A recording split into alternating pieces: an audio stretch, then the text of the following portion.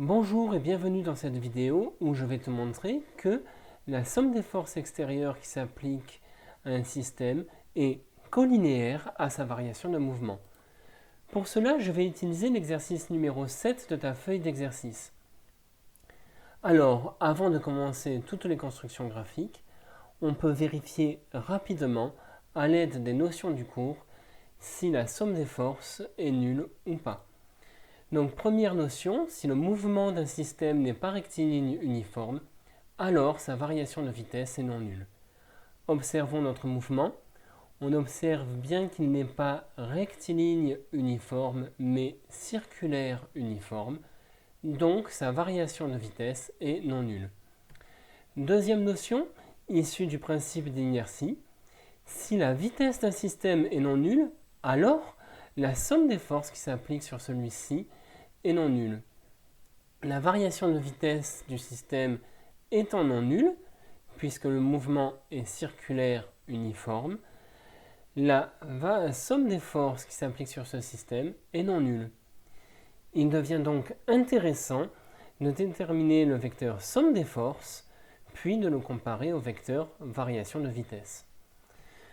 Bon, si tu as besoin de te représenter physiquement un exercice, on peut très bien transférer cet exercice à l'étude de la nacelle d'une grande roue avec son poids, la traction de la grande roue sur la nacelle pour l'empêcher de tomber et la force du moteur sur la nacelle. Bon, étudions maintenant la construction du vecteur somme des forces.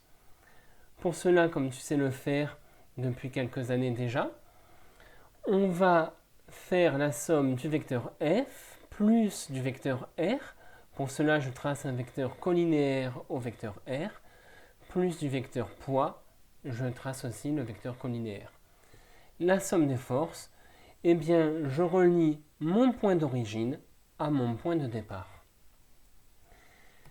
Donc, enlevons toutes les constructions et maintenant, passons au vecteur variation de force, de vitesse. Pour tracer mon vecteur variation de vitesse, j'ai besoin de la vitesse instantanée au point M2 et de la vitesse instantanée au point M4. On va donc les tracer. La vitesse instantanée au point M2 est tangente à la trajectoire au niveau du point M2. Pour tracer la tangente, je trace la parallèle aux deux points encadrant mon point M2, donc le point M1 et M3, qui passent par M2. Ensuite, j'utilise la tangente pour tracer le vecteur V2.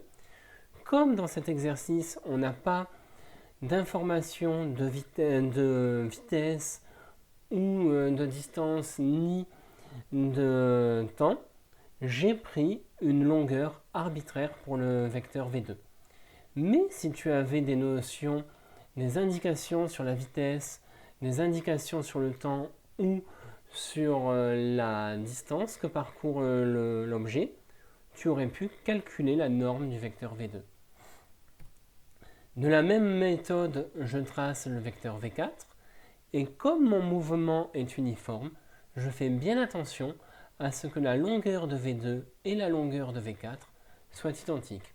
Seule la direction et le sens changent.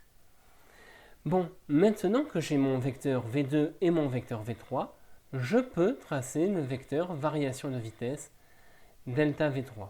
Du coup, delta V3, c'est V4 moins V3. Je trace ainsi mon vecteur delta V3. On peut observer déjà que nos deux vecteurs, somme des forces et delta V3, ont la même direction, le même sens. Ils semblent pointer tous les deux vers le centre du cercle. On peut vérifier qu'ils se superposent.